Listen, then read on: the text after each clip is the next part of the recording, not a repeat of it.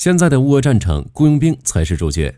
过去一周，乌俄战场迎来巨变，阿塞拜疆1500名雇佣兵进入乌俄战场，成为新一轮外援浪潮起点。朝鲜士兵与韩国雇佣兵在库尔斯克决战，在整个乌俄战场之上，近100个国家的雇佣兵展开大乱斗。那么乌俄双方的雇佣兵是怎么来的？战力能不能媲美正规军？战场之上最强的雇佣军又是哪支？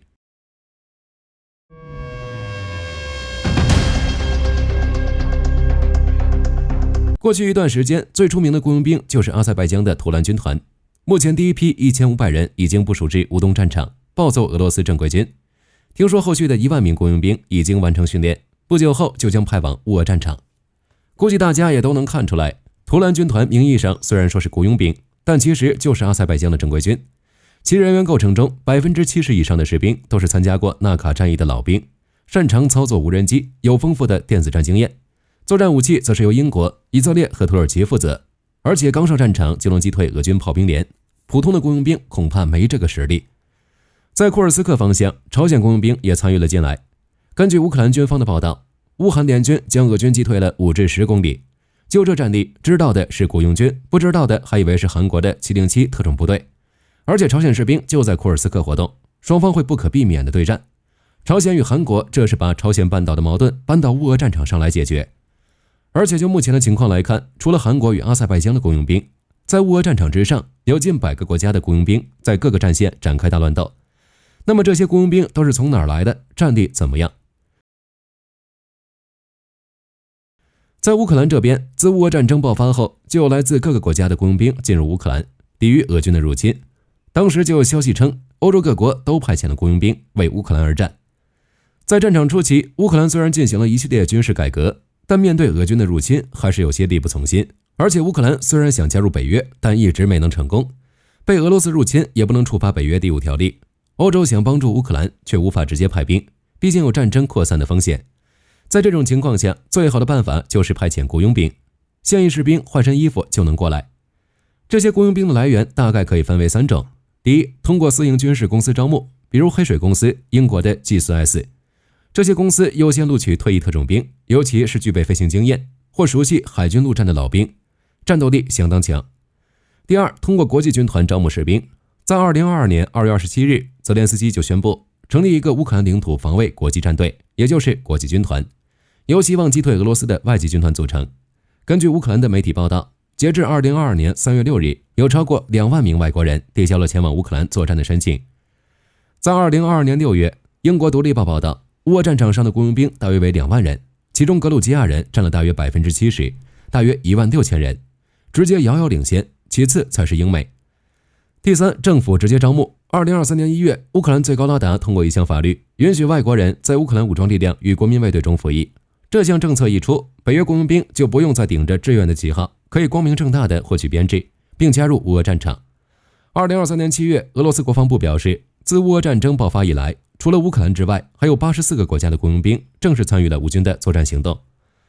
2024年2月，乌克兰基辅独立报报道，泽连斯基签署了一项法令，外国人和无国籍人士没有因触犯法律而被定罪，并符合乌克兰相关法律规定的服役兵役要求，可以在乌克兰国民警卫队服役。外国人可以在合同的基础上在军队中担任各种职位，包括高级职位，相当于2023年法案的进一步扩展。在阿塞拜疆进入乌俄战场时，乌军中的外国雇佣兵也有不少。第一，俄罗斯志愿军、自由军团以及西伯利亚营，总兵力大约为 1.1 万人。第二，波兰营，兵力3000人左右。虽然对外宣称是国际志愿兵，但大多是现役士兵换皮，战力相当强。第三，格鲁吉亚军团，总兵力5000人左右。第四，阿塞拜疆雇佣兵，属于绝对的精锐，士兵作战经验丰富，并且清一色的好装备。第五，反卡德罗夫与反俄的车臣营，具体人数不详，外界估计为1000人左右。第六，哥伦比亚营，高峰时能达到2600人，但因为伤亡较重，目前大约还剩1000人。其他的就属于国际军团，其中包括英国、美国等近100个国家的雇佣兵，大多为退伍特种兵。巅峰时期人数达到了 2.7 万人，装备较好，战力很高。至于俄罗斯的雇佣兵，火力军只能说全靠坑蒙拐骗。俄罗斯这边的雇佣兵来源也可以大致分为3种。第一，那就是我们的老朋友瓦格纳。在突袭俄本土之前，瓦格纳是俄罗斯最著名的雇佣兵组织，由普里戈金创立，成员多来自俄军退役特种兵、空降兵等。在乌俄战场上的表现还不错，只是伤亡较高。第二，囚犯敢死队，俄罗斯以减刑和报酬为代价，从监狱招募囚犯组成敢死队，比如风暴贼。第三，国际招募，从尼泊尔、非洲等地招募有实战经验的外籍士兵，比如库尔喀士兵。不过俄罗斯的条件大家也都知道，本身经济就不怎么样，花大价钱招募雇佣兵的话花费太多，所以俄罗斯的外国雇佣兵大多是骗来的。这些雇佣兵来自多个国家和地区，包括叙利亚、阿富汗、尼泊尔、印度、刚果、埃及以及中亚等地，利用高薪等条件吸引这些人来到俄罗斯，或是发放一些大学的学生签证和免费机票，但刚一下飞机就被送到乌俄战场。之前还有一些印度人被承诺在俄罗斯就业，结果却被迫服兵役。上次莫迪访问莫斯科和普京交涉过这个问题，后者保证不再征召印度公民入伍。那么在战场之上，这些雇佣兵的战力有多强？乌俄双方有什么差距？在乌俄战场之上，雇佣兵的战力很不平衡，有些是北约现役士兵，甚至是一些特种士兵，换了一身衣服就过来了。最直接的就是阿塞拜疆的图兰军团，如果说他是普通的雇佣兵，火力军第一个不相信。像这种成建制的雇佣兵，战术作战与正规军没区别，可以配合无人机侦察以及精确火炮支援，发动多波次连续攻击，将俄军赶出阵地。如果是小规模的退役特种兵，那么其大多执行步兵突击、阵地攻坚以及敌后渗透任务，装备则大多是夜间突袭和小队协同作战。这种配置支持精确打击和快速机动，穿插敌军防线薄弱环节，切断梯度联系，逐个击破。不过也有一些是普通的囚犯兵，比如俄军的风暴贼，里面的士兵基本是从监狱里面出来的，经过简单的培训就被丢到了战场上，士兵素质基本为零，武器装备也都是旧家伙，相当于开局一身衣服，剩下的全靠捡。在这种情况下，想要取得战场优势，就只能不管伤亡，闷着头往前冲。当前的乌俄战场，雇佣兵的战力排行大概就是成建制大于国际军团大于囚犯兵，但无论是哪一种雇佣兵，伤亡率都很高。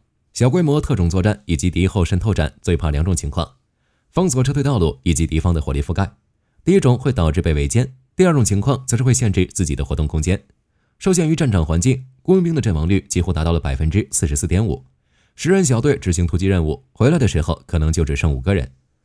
如果是战术更过分一点，阵亡率会更高，几乎是自杀式袭击。比如已经消失的瓦格纳，在巴赫穆特等战役中，就是使用一战式的凡尔登绞肉机战术。在乌军这边，如果一个国家的雇佣兵成建制的来，那就自己组建一个军团，配合乌军作战。如果人员较少，那就编入国际军团，指挥体系由乌克兰军官主导。一般情况下，乌军会将部队分为2部分，经验不足的二线部队顶在前沿消耗俄军火力，精锐部队部署后方伺机反击。比较特殊的，比如俄罗斯志愿军、自由军团，就派遣其执行跨境打击任务，逼迫俄军分兵回防。既然雇佣军有强有弱，那么最强的是哪一支部队？就当前的乌俄战况来看，在乌军这边，从人数、装备、兵员素质等方面考虑，如果阿塞拜疆的1万雇佣兵抵达战场，那么最强的就是这一支。有纳卡作战经验，精通无人机操作与电子战技术，完美适配乌俄战场。在没有进入之前，最强的就是国际军团。除了各国的志愿者之外，国际军团的士兵还包括军事公司的雇佣兵。在世界排名前5的雇佣军中，最起码有一个帮助乌克兰，也就是黑水公司，现在已经改名为学院。排名第1的北极狐雇佣军完成率100%。不过强归强，北极狐雇佣军人数较少，只有34名成员，不会参与这种大规模的冲突，大多在中东执行任务。排名第2的黑水公司大概已经参与乌俄战场，帮助乌克兰抵御俄军的入侵。黑水公司的人至少都是拥有实战经验的特种部队成员，在反恐作战、渗透等方面很强。现在美国的很多特警都是由黑水公司培训，不过进入乌克兰的雇佣兵数量大概不会很多。排名第3的哥萨克雇佣兵则听命于俄罗斯，不可能帮助乌克兰。第4名的 MPRI 公司有很浓厚的官方色彩，这是美国的8位退役高官组成的。这些人不缺单子，美国每年给他们大量美军装备训练、陆军指导课程等项目，想要援助乌克兰，除非美国政府允许。在拜登当政时还有机会，但现在明显不太现实。排名第5的德国外籍兵团参与的战争实在是不正当，已经不存在了，这里不再多言。至于其他的军团，比如法国外籍军团，也都参与了乌俄战场，这里就不再多言。如果黑水公司帮助乌克兰，配合乌军以及其他国家的那些退役特种士兵，战力不容小觑，加上人数的优势，要比格鲁吉亚人组成的雇佣军更强。至于俄罗斯这边，在瓦格纳消失之前，它是公认的最强雇佣兵组织，巅峰时期兵力规模达5万人，装备 T90M 火箭炮以及武装直升机等。实际作战时，虽然损失较大，但战绩是实打实的。里面的人虽然有囚犯兵，但有俄军退役特种士兵。炮灰在前面挨枪子儿，后面的精锐负责突进，在巴赫穆特、索列达尔等战役中表现突出。不过很可惜，普里戈金还是不够勇，最后瓦格纳消失，自己也没了。瓦格纳消失后，俄军的最强雇佣军就变成了沙皇之狼，这是俄罗斯前副领导人罗戈金于2023年建立。看来普京想把瓦格纳编入正规军，不是雇佣军的问题，而是普里戈金的问题，太跳了。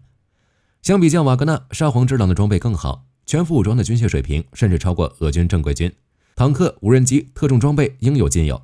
通过电子侦察、电子干扰等技术，也能通过无人机为火炮提供打击目标，称其为俄军特种部队，火力军都相信。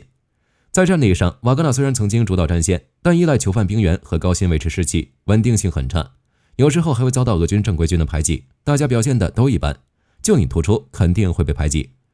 相比之下，沙皇之狼的装备和战术协调性更好，直接受普京指挥，这保证了高效执行力，并且沙皇之狼有高层支持，作战的优先级更高，正规军都是拿来辅助的，战力可想而知，可以看作俄军最强雇佣军。当然，既然是雇佣兵，那自然是来挣钱的。那么乌俄双方的雇佣兵一个月能挣多少钱？美国中情局、西方情报机构、私人军事公司以及乌克兰驻外机构等都在积极招募雇佣兵和志愿者到乌克兰参战。经过乌克兰的审查之后，这些人就可以加入乌军指挥的国际军团，并与乌克兰武装部队签订协议。就目前的情况来看，有近100个国家的雇佣兵为乌克兰而战，年龄大多在25岁至40岁，即使是志愿者，也有一定的军事经验。当然，报酬肯定少不了。根据协议，志愿者每个月可以获得500欧的报酬，如果是在前线服役，工资则涨到了每个月3000欧元。对于北约那些雇佣兵来说，这个价格并不高，在餐馆当服务员也差不多是这个数字。不过火力军估计，这些雇佣兵所属的国家也会给补贴，也只有在所在国家的国防部对其承诺资金待遇，才会有那么多的雇佣兵出现在乌俄战场。当然，对于一些经济较差的小国家来说，月薪3000欧元已经不低了。比如格鲁吉亚，克里米亚危机爆发后，乌军不敌有俄罗斯支持的乌东武装，刚好当时的格鲁吉亚经济凋零，失业率飙升，很多人都失去了工作。格鲁吉亚当初有俄格战争的老兵，于是乌克兰就将其招募了过来。这种情况一直持续到了乌俄战场。当然，格鲁吉亚人参战，估计里面带有国仇家恨。当初的俄格战争，格鲁吉亚被揍得挺惨的，所以才有上万人进入乌俄战场。对于俄罗斯来说，亚非雇佣兵就是重点招募对象，亚洲地区则主要在印度、尼泊尔、不丹等东南亚地区。非洲则是瓦格纳的主要活动地区，名气很大，只要报上俄罗斯的名字，就会有雇佣兵报名。俄罗斯给出的月薪是2000至4000美元。这些雇佣兵在经过简单的培训后，就会被派往战场，但并没有被编入俄罗斯正规军，毕竟有语言不通的问题，而是编入类似风暴 Z 的部队。这是什么意思？估计各位都猜到了，执行最危险的任务，比如攻坚、排雷等等，就是充当炮灰。所以大家下次再看到什么雇佣军暑假工，一个月几万美金，直接开喷就行了。普通的雇佣兵哪有那么高的价格？除非你是兵王之王，那就要另当别论了。在外面当保镖，一天就能几千美元。而且去当雇佣兵，这个钱最终能不能拿到还不好说。很早之前我们就聊过，俄罗斯本土出现过贷款当兵的情况，士兵需要自己掏钱买装备，雇佣兵更是如此。就目前的情况来看，如果是那些被骗来的雇佣兵，估计开局就给一支枪，然后丢到乌俄战场上当炮灰挖战壕，怎么不当人怎么来，工资没听过。如果自己来报名自愿当雇佣兵的人，前期不会受到什么苛待，好吃好喝的供着，签合同之前也是一副你好我也好的样子，说什么如果不合适3个月之内就能退出。